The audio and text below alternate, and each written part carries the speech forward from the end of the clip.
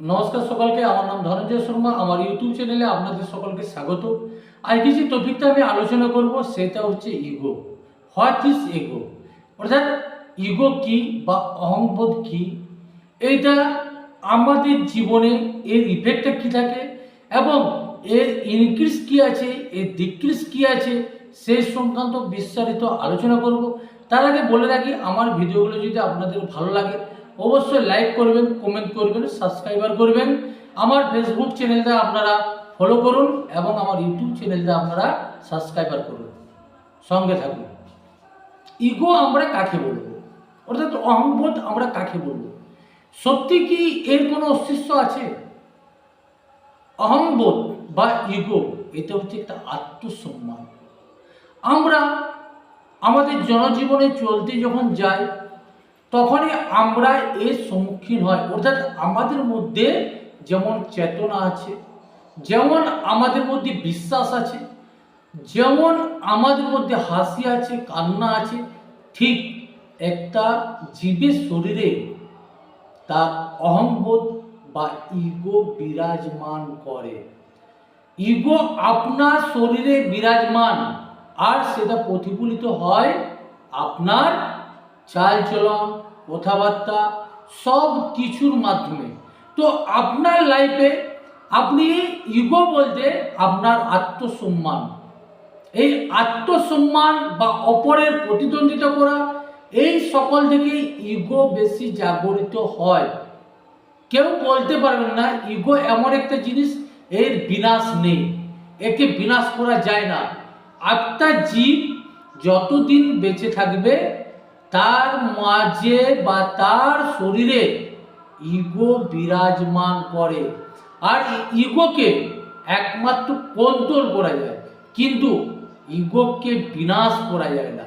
বা অনেকে বলেছে যে ইগো বলে কোনো জিনিসের অস্তিত্ব নেই, এই ধারণাটাও তাদের উপর।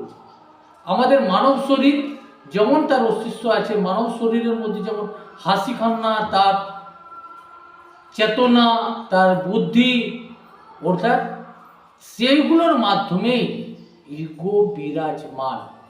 একটা শিশু জন্মগ্রহণ করে, জন্মগ্রহণ করার পর সে প্রাকৃতিক দেখে, প্রাকৃতিক সাথে সাথে কি সে বাক্যালাপ শিখে, মাতৃভাষা শিখে, আর আস্তে আস্তে কি হয় তার এই যে শিক্ষা, শিক্ষার প্রতিটা অংশে ইগো বিরাজমান। আপনি যখন আপনার সন্তানকে পড়াশোনা করাচ্ছেন, আপনি তাকে তার ভালো শিক্ষার জন্য বিভিন্নভাবে উদাহরণ দিচ্ছেন, আর এই উদাহরণ টাইপে থাকছে ইগোর উদাহরণ। যেমন আমরা সাধারণত একটা বাচ্চার সাথে আর একটা বাচ্চার তুলনা করি, অর্থাৎ একটার থেকে আরেকটা ডিফারেন্স আমরা যখন তৈরি করছি, আর এই ডিফারেন্স থেকে কিন্তু ইগো সবচেয়ে পজিটিভলি প্রবেশ করে। ইগো সাধারণত আমাদের কিভাবে তৈরি হয়? আমরা আমাদের কর্মজীবন বা আমাদের ব্যক্তিগত চালচলনের সময় যদি আমাদের মনের মধ্যে চিন্তা আসে, আর এই চিন্তায় আপনাকে ইগোর জন্ম দেয়। সাধারণত আমরা অনেক সময় কোনো ব্যক্তি নিয়ে আমরা ভাবি বা কোনো একটা ব্যক্তির সাথে নিজেকে তুলনা করি। আমরা যদি কোনো একটা ব্যক্তির সাথে নিজেকে তুলনা করি বা আমরা যদি কোনো একটা ব্যক্তিকে ভাবি এবং তার থেকে আমি যদি বেশ হতে চাই, তখন অনেক ক্ষেত্রে আমাদের মনের মধ্যে এই ইগোর চিন্তা আসে।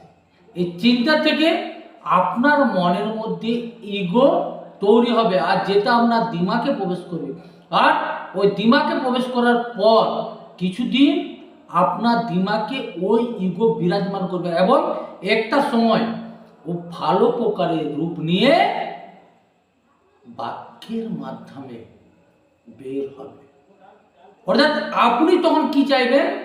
আপনি যে ব্যক্তিটার চিন্তা ভাবনা করেছেন তার থেকে সর্বদাই বেশ বা ভালো প্রকাশ করতে চাইবেন, কিন্তু কোনো সময়ে আপনি তার থেকে যদি কোনো বিষয়ে পেছুই থাকেন, তখন কি হয়?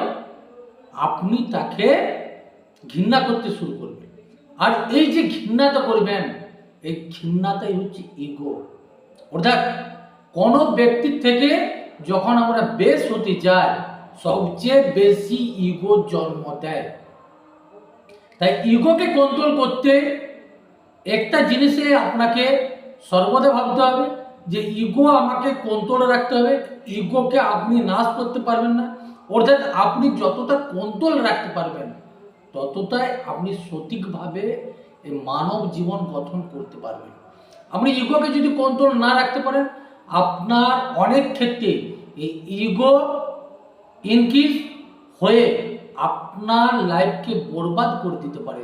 আপনি অজস্র উদাহরণ পাবেন বা আপনি চোখের সামনে দেখতে পাচ্ছেন, আপনি কোনো একটা ব্যক্তির সাথে কথা বলছেন, আপনার একটা ব্যক্তির সাথে কথা বলতে গেলে আপনাকে কিন্তু কন্ট্রোলে রাখুন ইগো। কিভাবে না, আপনি যে ব্যক্তির সাথে কথা বলছেন সেই ব্যক্তির উত্তর আপনার প্রতি অসন্তুষ্ট মনে হলেও আপনি সেটা ওই জায়গায় যদি সমাপ্ত করে দিতে পারেন তবেই ঠিক। আর যদি আপনি ওই জায়গায় সমাপ্ত না করতে পারেন, আপনার মনের মধ্যে যে চিন্তা আসবে, আর এই চিন্তায় আপনার ইগো, অর্থাৎ আপনি তখন ওই ব্যক্তিটা খারাপ ভাববেন বা ওকে ঘৃণা করতে শুরু করবেন। আর এই ঘৃণা থেকে ইগো আপনার মনে প্রবেশ করবে, আর আপনার মনে প্রবেশ করলো মানে কি, আপনি নিজে ধীরে ধীরে এই ইগোর কারণে নিজে ক্ষতিগ্রস্ত হবেন। তাই আমরা বাক্যালাপ এবং কোনো ব্যক্তির সাথে পরিচিত হওয়ার আগে একটা জিনিসের সর্বদা মনে রাখেন যে তার কাছে আমি ততটুকুনি কথা বলবো যতটুকুন আমার প্রয়োজন। যখন মনে হবে যে এটা সন্তুষ্টজনক না, তখন আমার মনে হয় ওই স্থানটা পরিত্যাগ করে দেওয়াই বেটার।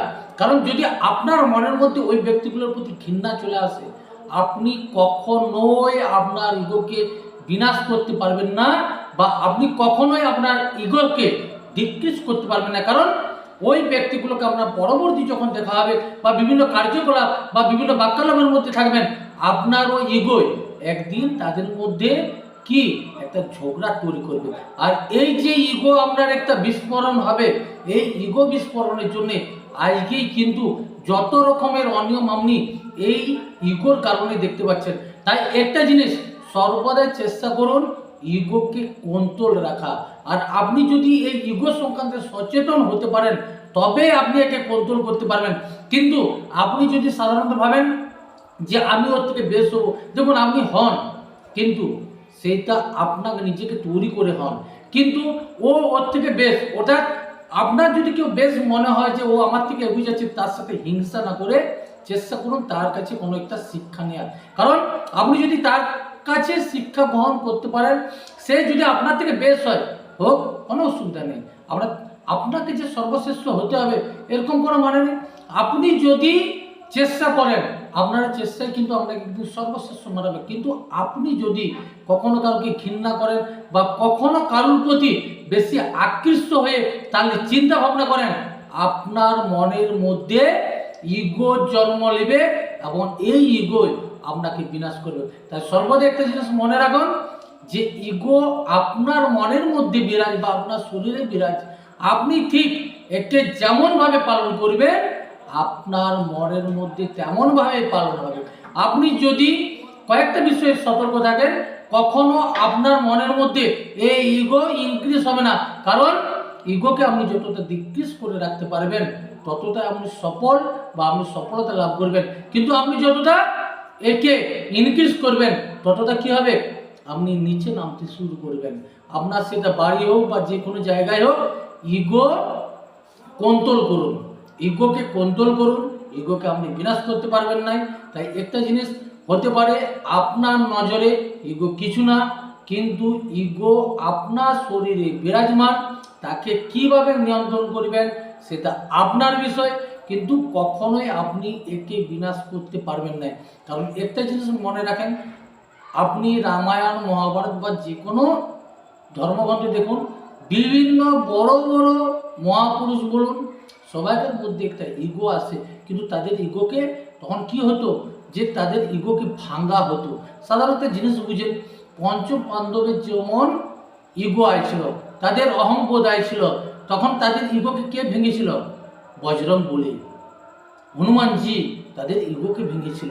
সেরকম এখন আমরা মানব, আমরা তো দেবতা না যে আমাদের উপর থেকে এসে কেউ বলে দিবে, আপনাকে বলার মতন কেউ থাকবে না। আপনাকে নিজেকে সতর্ক থেকে একে ডিক্রিজ করতে হবে। আর আপনি যদি সতর্ক না থেকে কি করবেন, এর ইনক্রিজ ক্রমশ হতে পারবে। একটা ইগো একটা দিনে আপনাকে 60% গ্রাস করতে পারে, আর আপনি যদি কমাতে চান একটা দিনে 0.5% আপনি কমাতে পারবেন না।